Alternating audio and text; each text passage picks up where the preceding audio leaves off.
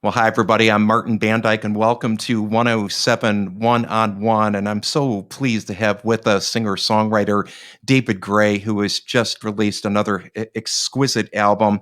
His albums are so personal and so intimate, and his latest release just out is called Skellig. David, welcome to 107 One-on-One. How are you? How have you been this last year? Like no other. Are you okay? Is your family okay? Friends okay? Welcome. Yeah, thank you so much. Yes, I'm very well, thanks. I think lockdown has been fairly kind and gentle to me. I think if my kids had been another 5 or 6 years younger, it could have been hell on earth. But they're sort of 16 and 18 now, which sounds a bit explosive, but actually it's sort of getting a bit easier. They're sort of becoming pretending to be more adult, at least making a decent fist of being more human. So it's actually been nice to spend some time with them. Of course, the rigors of lockdown are a challenge, to say the very least, and I think the sort of social and sensory deprivation of the whole thing is having a profound effect on everybody. You have sort of lulls and peaks and you feel great. It's like, I'm dealing with this is good, and then the next minute you're like, oh, I know. I know. it's like it's very up, and then of course the world is as mad as it's ever been. So it's quite there's quite a lensing effect. It's hard to get a sense of proportion, and I think you realize just how those little gluey bits that glue people together, like hugs and handshakes and all that sort of physical stuff, is actually very important. It looks rather fake and throwaway, but actually it all serves a purpose. So yeah, it's a fascinating sort of anthropological experiment on one hand, but it's obvious for some people it's a real challenge if you're stuffed in a flat as well, with all your family and you can't get out. I mean, I'm lucky. I've got some room. I've got my studio down here. I've got little pressure valves I can let a bit of steam off in. Without that, I'd be struggling. Where are we talking to you? Are you in London? Is that where you're living these days? Is that Yeah. right? Yeah, I'm in London. I'm down in my home studio here, which is where I do all my works, where I finished the Skellig record off. It wasn't recorded here, but this is where I did the sort of the textural kind of finishing touches bits. And this is where I've made Golden the Brass Age and a lot of the record before that as well. So it's my little workspace. It's great. So Skellig was recorded and written before the pandemic began, during a mix of both. Give us the setting for how this album was done and written. It feels, because the pandemic has kind of created the kind of a set of circumstances where sort of a more inward looking music feels entirely appropriate, and perhaps people take to it more readily or investigate more fully because they're feeling a little bit more inward themselves. The whole thing was conceived and executed long before the pandemic, and in fact the songs have been sort of accruing for well over 10 years, and some go back almost 15, 20 years. So I think when I wrote the title track Skellig, it was a gateway song, and I banked the vocals on it on the demo, and I realized actually there's a few things I've already got that would suit this treatment, this very empty treatment.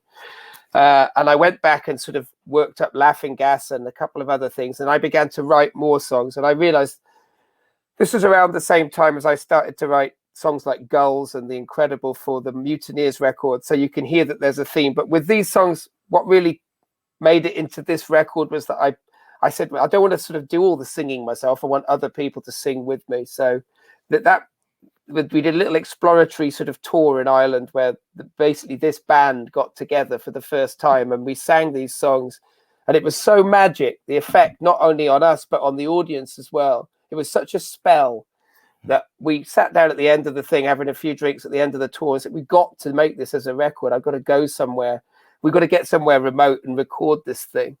Yeah, let's start with this, the album title, that is Skellig. I first saw this and went, I have no idea what this is. It sent me to Wikipedia immediately. So for those who aren't familiar with what and where Skellig is, what are we talking about here? It's the far-flung reaches of Ireland. So off the southwest corner, you've got these jagged pieces of rock that stick out into the Atlantic about 7 or 8 miles offshore. I mean, it's so wild there. I mean, the storms coming in, you're basically in the teeth of Atlantic gales. And unbelievably, in about 600 AD, the the monks decided they were going to form a monastery there. They got off the mainland, and it was like a medieval competition who could be closest to God. Saint Columba did this. We better get out onto that rock. We've got to really prove it, prove that we care.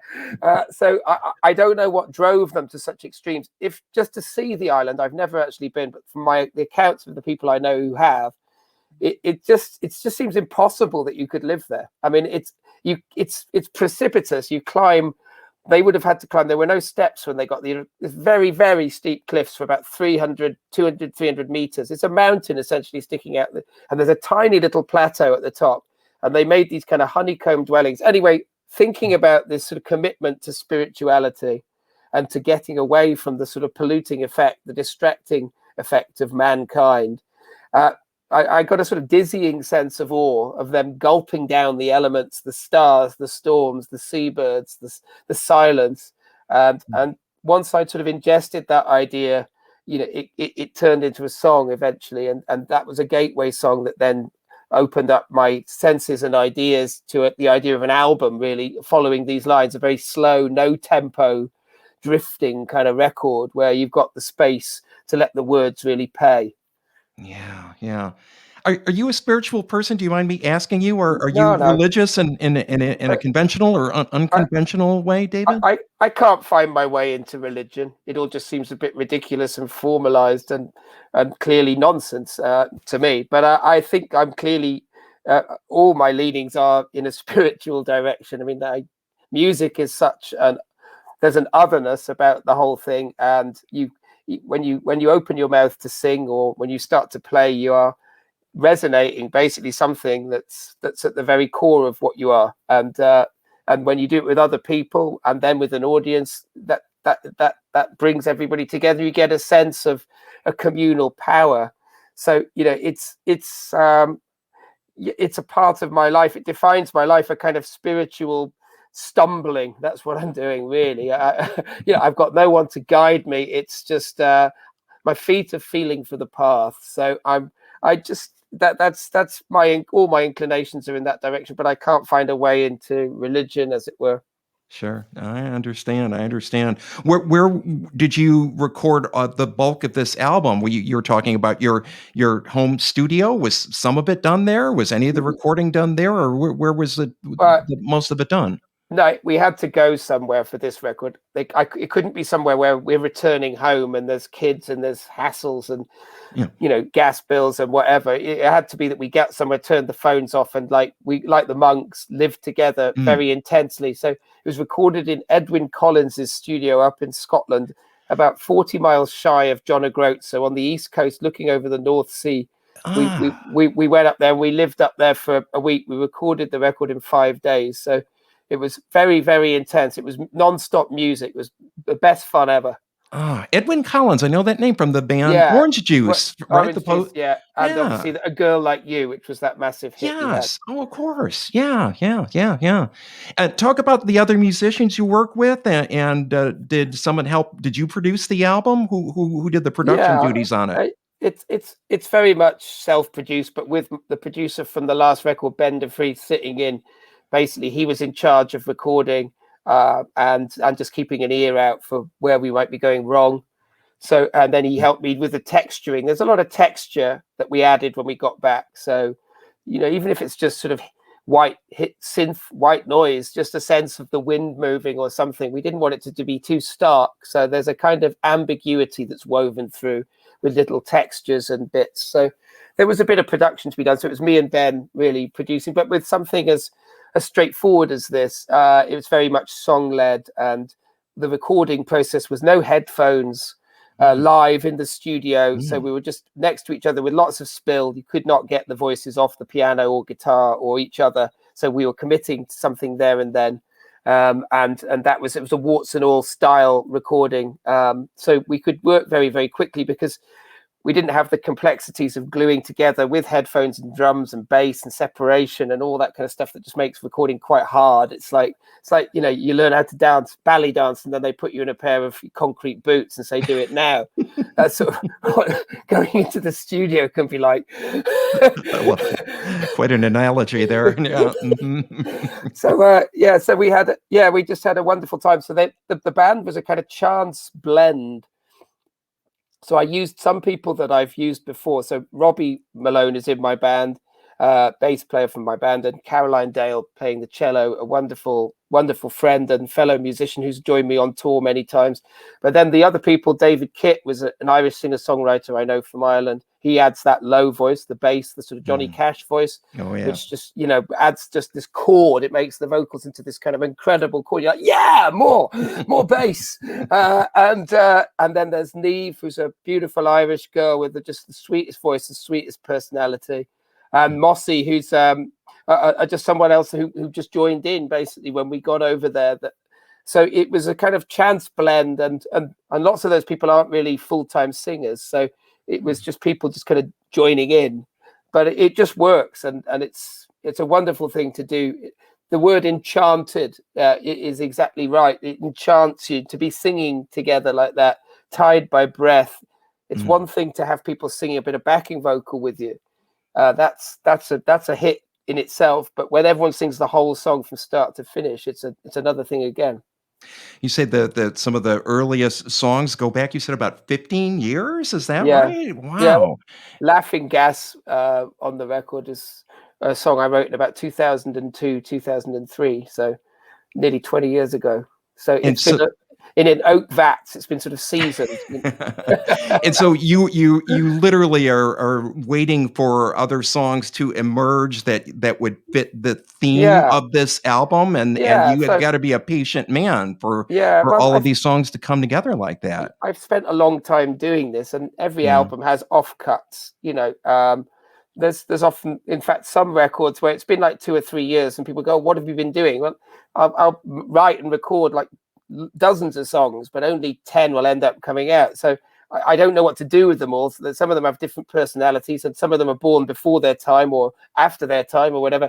So you kind of, with this, I knew I had to get everything that just had that feeling, that same journeying feeling and questioning nature to it. So it was a matter of getting it just right. And so, you know, I've always got stuff left over. I've got songs that I've been carrying that didn't make it onto this record as well, and maybe they'll emerge in some Skellig 2 fashion later on. You know, I think time can be a great collaborator if you can stay in the game long enough and just keep faith that there will be a moment. I mean, I write the odd song and I think, well, that could be a duet. And I love duets. I mean, I really love the corny ones, the sort of Lionel Richie kind of Diana Ross type stuff. You know, it's you know, Islands in the Stream. Yes. So you know, so I've kind of got these songs, and I'm thinking, maybe I should like go to Nashville and record get the Nashville musicians to record a kind of duet record.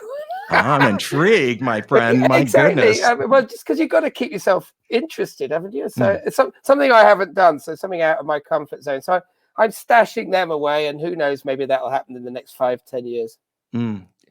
Your thoughts on not being able to tour, to perform these or any of your songs live? You had just started to do a tour in support of the 20th anniversary reissue of White Ladder when everything came to this grinding halt. Are you really, really anxious to get back out on stage? Your thoughts about that, David? Yes. I mean, I'll never moan about going on tour too much again until about 18 months after we're back on the road. We never started the White Ladder tour. We were just days away when the whole thing was cancelled. So it's sort of waiting. It's pending. There's all these tickets out there. We sold a hell of a lot of tickets around the world. So it's it feels like a responsibility, a good one. I think if this tour was due to be a celebration, it will be even more of one when we finally get to do it. I think what concerns me is just the lack of detail on how any of this stuff is supposed to work. And, you know, okay, they might be good to go in New Zealand and Australia, but as I've explained to them during press over the last month or so, it's the interconnected nature of the world. it doesn't matter that you're ready to go. Everyone has to be ready to go, because we can't do bits of the tour and then say we'll come back and see you in another year, because we've got to prep it and spend all the money. We've had our fingers burned already. So it's not as simple as that. You've got to get everything lined up, all your ducks in a row, then you can do the tour and it makes sense and everyone makes a bit of money. Otherwise, it's just like it's a hiding to nothing, basically. So yes, it's frustrating, and governments are, there's thin on detail, let's say, in terms of how we get back. I know outdoors with young people, fine, yeah, they all think they're immune anyway. But for getting 50 and 60-year-olds into a venue, different ball game. And is it under the constraints of limited numbers? I mean, there's no detail yet. I'd like to think that everyone can get their heads together and help the arts, not just the music scene, by getting a COVID passport or a vaccine passport, or some kind of rapid flow test each week. That if you want to go to events, you want to go to football matches, tennis matches, you've got to do this. You want to be a part of it, you got to get tested every week. You've got to have a green light on your phone when you QR it into the thing, and you can go into the venue. Bingo. I mean, that sounds like a workable solution, but there's no detail yet, and it's frustrating. Are we talking about another 6 months or what? I don't know, and it's very hard to plan. All I know is I got some open space in front of me at the moment, and I'm just going to start writing basically now. I can see that there's a proper gap. David, we're just about out of time, but one final and quick question. Can you name one song written by someone else that is your Mount Everest of songs that you look up to and go, man, that is something, if I could write a song like that before the end of my life, that my career, my life would be complete? Is there one song or one songwriter you could name that you emulate? I won't make it into the Everest thing, but there's one song that touched me when I heard it, was As I Wander by Bill Callahan from his latest record. So that's a beautiful little song. And when Bill gets it right, I mean, for me, he's my favorite. He's my go-to guy when I'm in a spot. Oh, he is something special indeed, as are you, my friend. It's 107 1-on-1 with David Gray. The new album is called Skellig. Thanks for your time. Stay well, my friend. Thanks for joining us, David. Thank you, Martin. Take care. Bye-bye. Be well. Bye. See you. Bye-bye.